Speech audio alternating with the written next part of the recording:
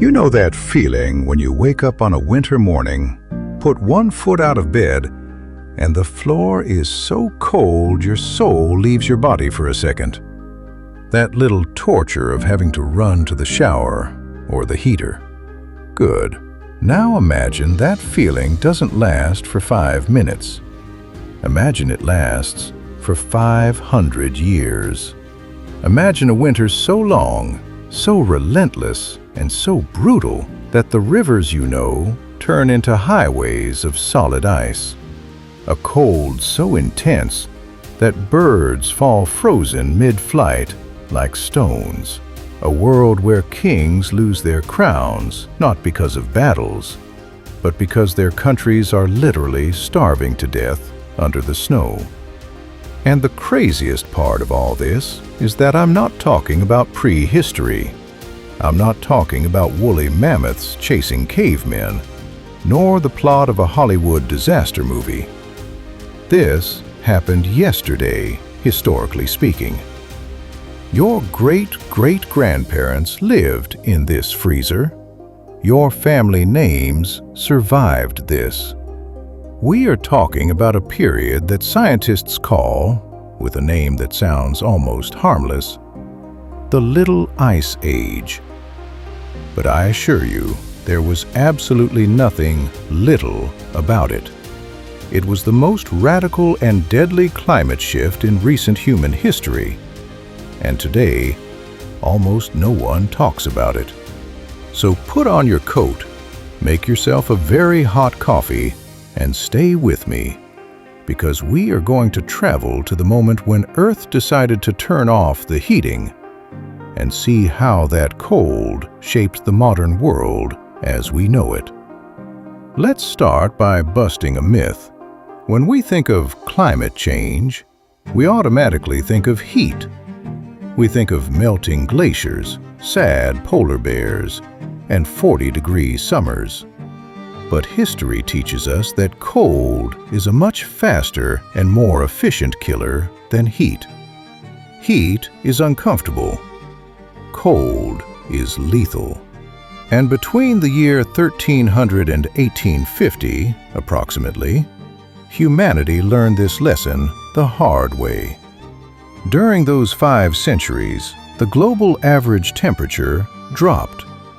And here is where the skeptics will say, how much did it drop? 10 degrees? 20? No, it dropped between 1 and 2 degrees Celsius. And I know what you're thinking. Come on, 2 degrees is nothing. I turn down the AC by 2 degrees and I don't even notice. Wrong. Big mistake. In our planet's climate system, which is a very fine clockwork mechanism, dropping 2 degrees on average globally doesn't mean you just have to put on a cardigan at night. It means absolute chaos. 2 degrees less on global average translates into winters that last until May. It translates into summers that never get warm enough to ripen the wheat. It translates into ocean currents that stop. For a medieval peasant living off what he grows, those insignificant 2 degrees are the difference between having bread on the table or watching his children die of hunger. It is the difference between civilization and barbarism. But why did this happen? Who on earth touched the thermostat? It wasn't just one thing's fault. It was what we could call a cosmic conspiracy. A perfect storm of misfortunes that hit the Earth all at once. We had 3 main culprits sitting in the dock, and each one is more terrifying than the last. The first culprit was fire. Yes, ironically, the cold started with fire. I'm talking about volcanoes. But not a pretty eruption for taking photos. I'm talking about geological monsters waking from their slumber. During this period, Earth suffered a series of massive volcanic eruptions, like the mysterious eruption of 1458, probably the Kauai volcano in the Pacific, or the infamous explosion of Huayna Putina in 1600 in Peru. When these titans explode, they don't just spew lava. They inject millions of tons of sulfur and ash directly into the stratosphere, the upper layer of the atmosphere. And that ash doesn't fall right away. It stays there, floating, expanding like a gray veil around the entire planet. It works like a solar shield. It bounces sunlight back into space before it can touch us. It was literally like putting sunglasses on planet Earth for decades. Less sunlight entering means less heat staying. But of course, if it were just the volcanoes, maybe we would have endured. But then came the second culprit, the sun itself. Our star, which we usually see as a constant and reliable light bulb, actually has cycles. It has moods. And during the Little Ice Age, the sun went into a deep depression. Astronomers call it the Maunder Minimum, a period between 1645 and 1715, where sunspots disappeared. The sun became lazy. Its magnetic activity and brightness dropped drastically. It was a partial solar blackout. So we had volcanoes blocking the sky from below and a weak sun shining less from above. The perfect combination for disaster. And if that weren't enough, the third culprit. Ice calls for ice. As the Arctic cooled, sea ice grew massively, and white ice works like a giant mirror. It reflects sunlight instead of absorbing it like the dark ocean does. So the colder it got, the more ice there was. The more ice there was, the more light we reflected. And the more light we reflected, the colder it got. A feedback loop that was almost impossible to escape. And how did this feel at ground level? What was it like living in this freezer? To understand the real terror of the Little Ice Age, we have to travel to the year 1315, the beginning of the nightmare. Europe had been growing for centuries. The population had increased, cities were flourishing, and suddenly, it started raining.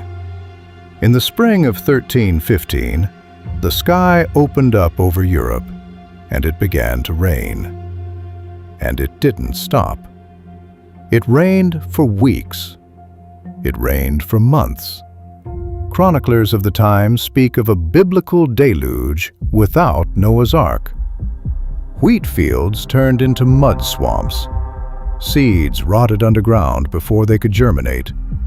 And when autumn came, there was no harvest. Nothing. Zero. Imagine the panic. In the Middle Ages, there were no supermarkets with global stock. No ships bringing food from Argentina. If your harvest failed, you died. Thus began the Great Famine, and it was a horror movie that lasted for years. People started by eating their grain reserves. Then they ate the draft animals, the oxen and horses they needed to work. When those ran out, the dogs and cats began to disappear from the villages. And then, well, the chronicles get very dark. There are court records and accounts from horrified monks that speak of cannibalism, of thieves in jails who, receiving no food, ate the new prisoners who arrived, of parents abandoning their children in the forest because they had nothing to feed them. Does that story sound familiar? Children abandoned in the forest by poor parents who find a house made of food. Exactly. Hansel and Gretel. Many historians believe that the most macabre fairy tales we know were born here, in the desperation of hunger caused by the cold. They weren't bedtime stories, they were warnings for survival. The Little Ice Age didn't just kill people, it traumatized our culture forever. But the cold didn't just bring hunger to Europe, it also erased entire civilizations. And here we have to talk about the Vikings. Yes, those tough guys who crossed oceans in wooden boats.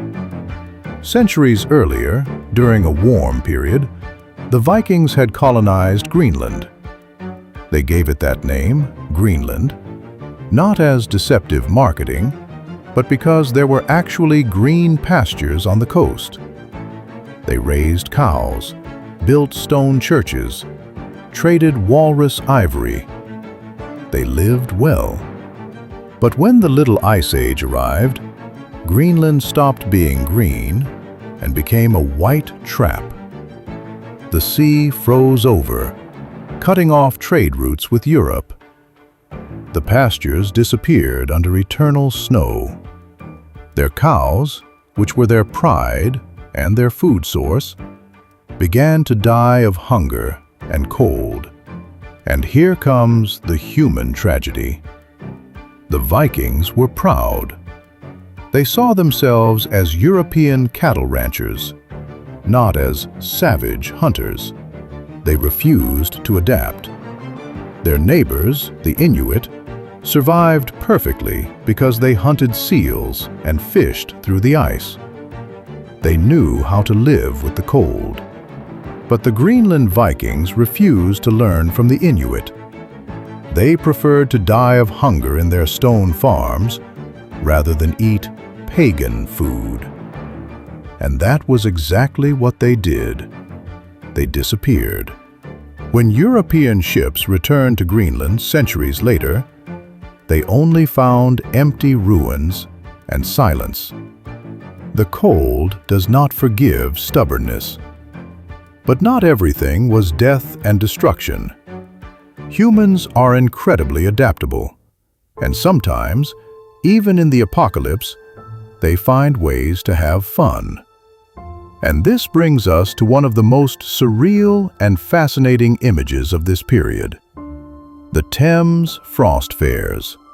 Today, if you go to London in winter, the River Thames is gray, cold water, but it flows. Back then, the river froze with a layer of ice meters thick. And what did Londoners do? Hide at home? No. They decided that, since they couldn't sail down the river, they would throw a party on top of it.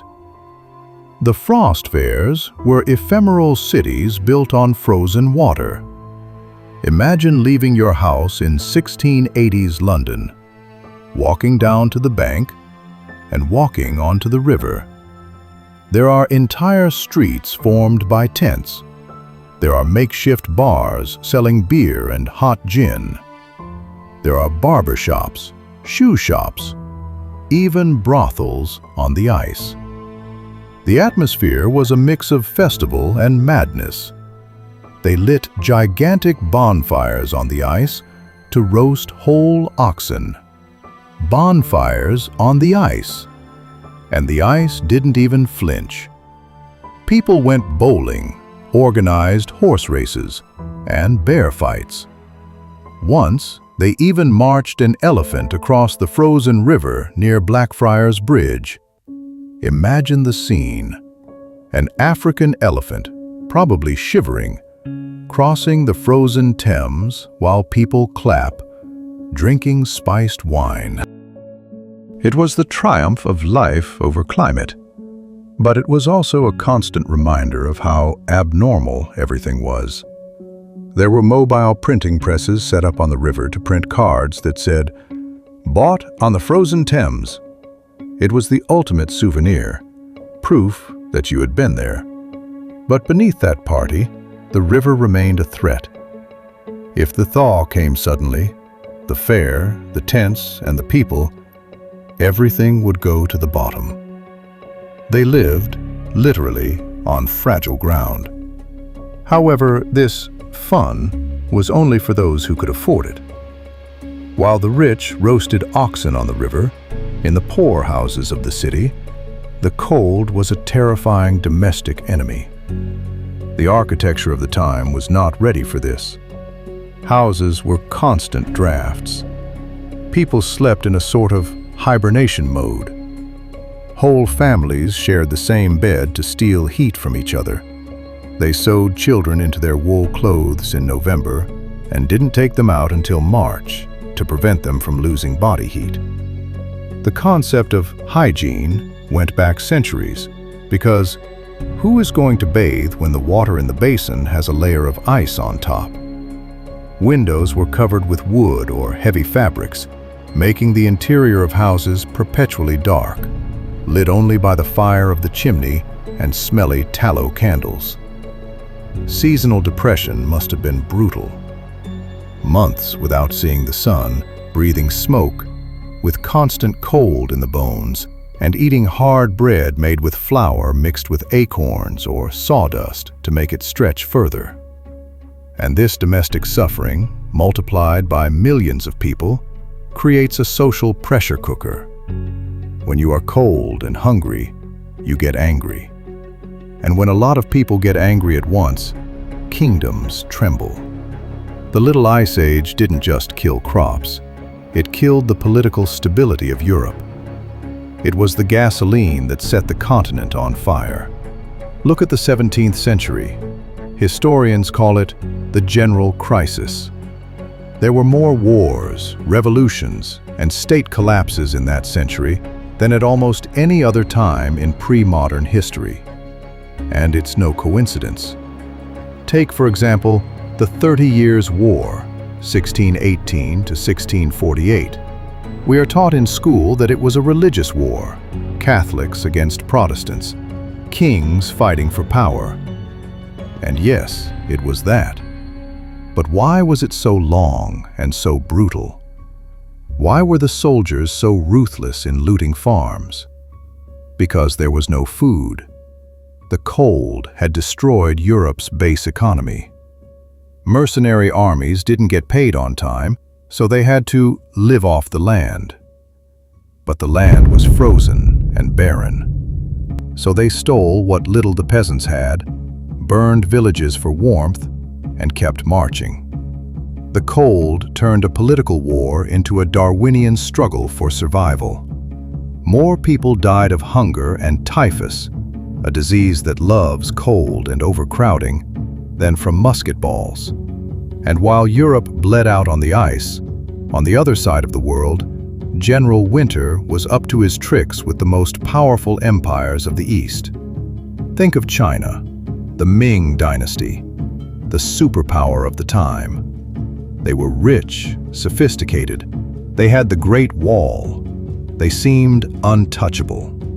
But the climate respects no walls. In the 17th century, the cold hit China with unusual violence. The Yellow River and the Yangtze froze. Rice crops in the south, which need heat and humidity, collapsed.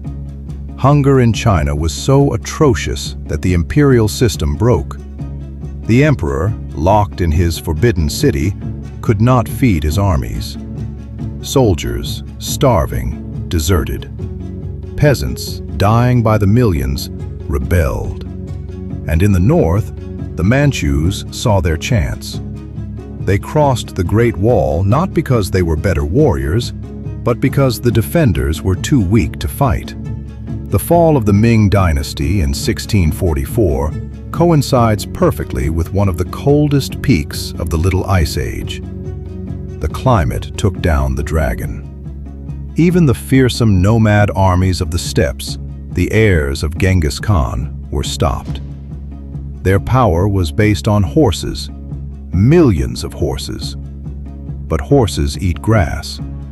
And if the steppe is covered by a meter of hard snow for 6 months, the horses can't dig to eat. They die. And a Mongol army without horses is an army on foot, slow and vulnerable.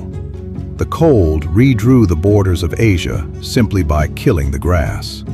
But back in Europe, desperation was about to trigger another dark phenomenon, one that proves how fragile human rationality is when it is afraid. If your children die of hunger and hail destroys your roof every year, you need to blame someone. You can't blame a volcano in Peru that you don't know exists. You can't blame sunspots. You need a culprit you can see and punish. Thus was born the witch hunt fever. Yes, you heard that right. There is a direct and chilling correlation between the coldest years of the Little Ice Age and the peaks of witchcraft executions in Europe. The logic was terrifyingly simple. In the medieval mind, the weather wasn't physics, it was moral. If God was happy, the sun shone. If it hailed in August and killed your harvest, someone had angered God or made a pact with the devil. And they started looking for those people. The term weather cooking emerged. Women, usually elderly or marginalized, were accused of stirring magic cauldrons to summon ice storms and destroy the village vineyards. And this isn't just an anecdote. The graphs are chilling. The peaks of witch trials and burnings in Central Europe coincide almost perfectly with the years of extreme minimum temperatures. When the thermometer went down, fanaticism went up. They burned people alive in the desperate hope that the smoke from the bonfire would warm the sky. It is one of the saddest examples in history. Humans killing each other because they didn't understand why they were cold. But if Europe had become a death trap of ice, hunger, and religious fanaticism, the solution for many was obvious: flee. And this is where the Little Ice Age becomes the secret engine of colonialism. We've been sold the story of the Mayflower and the settlers as a romantic quest for freedom or adventure. But let's be honest. A lot of people got on those wooden ships, risking their lives in a furious Atlantic, simply because Europe was unlivable. America was marketed as the Garden of Eden, a green and fertile land where you wouldn't die of hypothermia. The irony, and it is a cruel irony, is that the cold had a global passport. The Little Ice Age didn't stay in Europe. It crossed the ocean with them. When the first English settlers arrived in Jamestown or Plymouth, they didn't find sunny beaches. They found a white hell. Tree rings from ancient Virginia tell us the truth. The settlers arrived right during the most severe drought and coldest winters in 700 years. They had historic bad luck. The winter of 1609 in Jamestown is known as the Starving Time, and it is one of the darkest pages in American history. The settlers, besieged by snow and by the natives, who didn't have food to share either, were left with nothing. They ate their horses, then their leather boots, then the rats and snakes, and finally, they crossed the line. Archaeologists have found bones from that era with very clear knife marks, marks of human butchery. There were documented cases of men digging up fresh corpses to eat, and even a man who was executed for killing and salting his pregnant wife as if she were ham. That is how extreme the cold pushes you. It strips away your humanity layer by layer until only the most primitive survival instinct remains. But let's fast forward the clock. Let's jump almost 200 years ahead to the grand finale of this frozen era, the final boss of the Little Ice Age. It is 1815. Napoleon has just been defeated at Waterloo. Europe is trying to breathe easy. But on the other side of the world, on an Indonesian island called Sumbawa, a mountain decides it's time to wake up. Mount Tambora. It wasn't a normal eruption. It was the largest volcanic explosion recorded in human history. It was 100 times more powerful than Mount St. Helens in 1980. The mountain, which stood over 4,000 meters tall, blew its own head off. The roar was heard 2,600 kilometers away. But what matters to us here isn't the noise nor the lava. It's the ash. Tambora injected millions of tons of sulfur directly into the stratosphere. That black cloud circled the globe, blocking the sun with brutal efficiency. And the following year, in 1816, humanity experienced something that looked like science fiction. The year without a summer. Picture this. It's June. You should be in short sleeves, having picnics, swimming in the river. But you go outside, and it's snowing. And it's not pure white snow. It's snow tinged red and brown by volcanic ash. That happened in Italy and Hungary. In New England, USA, there were massive frosts in June, July, and August. Birds fell dead in the streets of Montreal. Farmers, desperate, would plant corn one day and find it black and frozen the next morning. They would plant again, and it would freeze again. It was psychological torture. People looked at the sky and saw a pale, sickly sun, surrounded by a dry fog that never went away. Many, logically, thought it was the biblical apocalypse, that the sun was going out forever. In Switzerland, the situation was so atrocious that a state of national emergency was declared. People ate boiled grass, moss, and, well, cats disappeared from the streets. Social chaos skyrocketed. But curiously, in the middle of this gothic and depressing scenario, locked in a villa by Lake Geneva, a group of rich and bored young people gave us one of the greatest gifts of pop culture. They were Lord Byron, the poet Percy Shelley, his girlfriend Mary, only 18 years old, and the Dr. John Polidori. Their plan was to spend an idyllic summer sailing and enjoying the Swiss sun. But the year without a summer trapped them. It rained relentlessly.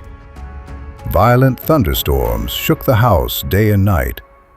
The lake looked like a black and furious sea. Locked in, bored, and surrounded by candles, Lord Byron proposed a challenge.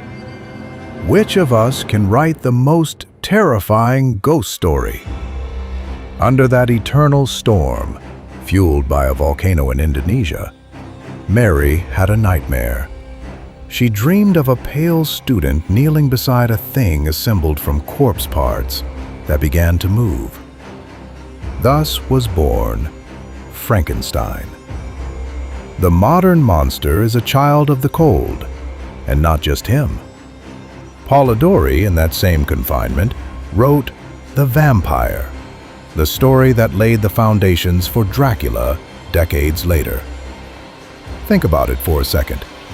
The two great myths of modern horror, the monster of science and the blood-sucking aristocrat, were born in the same room in the same week, just because it was too cold to go out and play. Without Tambora and the Little Ice Age, Halloween would be very boring today.